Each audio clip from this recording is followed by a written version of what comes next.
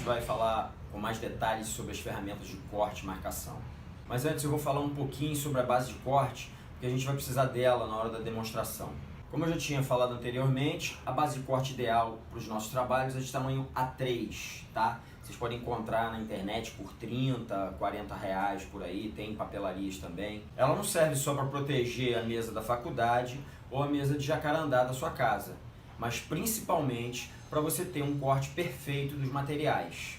O material dela é próprio e se regenera fechando os cortes, mas é claro que não pode ser um corte muito profundo, senão aí não tem jeito.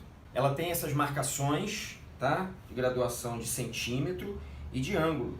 Isso ajuda muito na hora de marcar e cortar as peças, principalmente em maquetes rápidas de estudo, que você não precisa ficar pegando toda hora na régua ou no esquadro para marcar as peças. O material tem que estar muito bem apoiado sobre a base de corte, em uma superfície regular e plana, tá? Sem isso, o material pode se danificar, principalmente os materiais mais frágeis, como papel, por exemplo. Por isso, galera, nem pensar em pintar, colar, qualquer coisa sobre a base de corte, tá? Ela tem que estar plana, íntegra, bonita, sem mancha de tinta ou boloto de cola. Outra coisa importante, não deixa a base no sol, senão ela vai empenar e aí já era. Não serve mais. Você joga fora e compra outra. Bom, vocês também podem tentar quebrar o galho com um cartão couro grosso, tá? Ou uma chapa de MDF. O problema é que esses materiais não são próprios para o corte, então eles detonam muito rápido e aí você tem que ficar trocando toda hora. Voltando ao assunto sobre as ferramentas de corte, a gente vai falar sobre os estiletes. Você deve estar pensando que só porque é um iniciante, está começando agora, deve comprar uma ferramenta mais básica e descartável, certo? Errado! Esses estiletes de plástico, eles são muito frágeis e podem quebrar na hora que você estiver trabalhando, e aí pode causar algum acidente grave. Tem muita ferramenta no mercado de boa qualidade para trabalhos profissionais por um preço bem mais em conta. Eles devem ter pelo menos a guia da lâmina de metal, tá? Sistema de fixação com essa trava de rosca, porque para trabalhos mais pesados e cortes de materiais mais rígidos, a lâmina pode se soltar. Esse aqui é um estilete da Olfa, tá? Modelo L2, tem a guia da lâmina de metal, um plástico super rígido, a empunhadura de borracha. Ele custa em média 80, 90 reais, mas só para vocês terem uma ideia em comparativo de preço e resistência e durabilidade, esse aqui eu tenho há mais de 15 anos. Esse aqui é um estilete da Easy Office, tá? De lâmina larga, é bem parecido em termos de qualidade com o da Olfa. Ele também tem a guia da lâmina de metal, o corpo é em plástico super rígido, a trava da lâmina também é com rosca. É uma boa ferramenta e aconselho para quem está começando a comprar, porque o preço dela é R$16 em média, tá? Eu achei esse aqui na papelaria Calunga. Esse é um outro estilete de lâmina estreita, também da Easy Office, guia da lâmina de metal, corpo em plástico super rígido e aqui uma travinha de rosca também. Olha aí, galera, atenção, quando comprar os estiletes, compra também uma caixinha de lâmina de reposição, porque para nós as lâminas são descartáveis. Eu aconselho as lâminas da marca Stanley ou Norma. Talvez a Easy Office também tenha lâminas de boa qualidade, eu nunca testei. Nas lâminas do estilete tem umas linhas, tá? Umas marcações que é para você quebrar essa pontinha quando a ponta estiver cega. Quando é que você sabe que você precisa descartar a ponta, que ela está cega? Quando ela começa a rasgar o papel, quando ela escorrega no plástico, quando ela amassa uma balsa, aí está na hora da gente quebrar. Alguns estiletes vêm com essa pecinha, tá? Atrás. Ela tem um rasguinho aqui no plástico, serve para você encaixar na lâmina e quebrar. Só que comigo nunca funcionou. Para você ter uma ideia, o estilete da Olfa nem essa pecinha existe, tá? Então como é que a gente faz para quebrar a lâmina no melhor estilo hardcore? Alinha a lâmina um pouquinho para fora do final da guia de metal. Fixa a lâmina, vira o estilete com a marcação da lâmina para baixo, encoste na base, coloque a mão ou uma folha de papel para poder proteger a lâmina descartada para que ela não pule e aperta o estilete contra a base de corte. Não esqueçam de embrulhar a lâmina numa fita crepe para evitar que machuque alguém que esteja manipulando o lixo.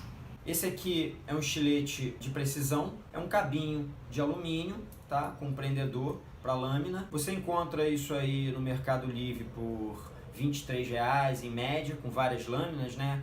Lâminas quadradas, redondas. Esse aqui eu estou usando com bisturi, que eu compro em loja de produto cirúrgico, porque as minhas lâminas perderam, sumiram, e é legal para trabalho bem delicado, se quiser cortar coisa com precisão. Agora a gente vai dar umas dicas de como cortar com estilete, tá? Acho que a primeira coisa que a gente tem que ter na cabeça é a seguinte: não adianta colocar mais força ou menos força, caso o material seja mais grosso ou seja mais fino, tá? A força vai ser sempre a mesma. O que diferencia se você corta um material mais grosso ou mais fino é a quantidade de passadas com estilete. Falando da angulação em que você deve ter o estilete para você ter um corte ótimo, eu gosto de trabalhar com um ângulo um pouquinho menor que 45 graus. Não sei, pode aí estar em torno de 40, 35 graus. Então o estilete trabalha mais ou menos nessa posição. Por quê? Porque assim você trabalha tanto com o gume da faca quanto com a ponta. E aí você tem um corte ótimo. Se na posição vertical eu tenho estilete com um ângulo de mais ou menos 40 graus, em uma vista superior do estilete a gente tem a régua de corte, que é o instrumento que guia a lâmina. Algumas pessoas, alguns livros e publicações dizem que o estilete tem que estar 90 graus em relação à régua. Eu discordo um pouco disso, porque eu acho que se a régua é a guia do estilete, ele tem que estar um pouco em direção à régua, ou seja, um ângulo muito pequeno, aqui eu estou exagerando um pouco, puxando para cima da régua. Não muito, porque senão o estilete sobe na régua e vai no dedo. Mas ele realmente tem que trabalhar junto da régua, senão ele pode sofrer um desvio e sair para cima do material. Quanto ao posicionamento da base de corte, eu gosto muito de trabalhar com ela bem na borda da mesa, tá? Porque geralmente eu faço meus cortes eu sou destro, com a mão direita, então a faca sai sempre pela lateral direita e não fica pegando na base direto, porque aí você aumenta um pouco mais a vida útil da tua base de corte, tá? Com os materiais mais longos, obviamente, a gente sempre precisa ter uma régua que passe do material, é mais seguro, pra gente não ficar com aquela linha toda picotada.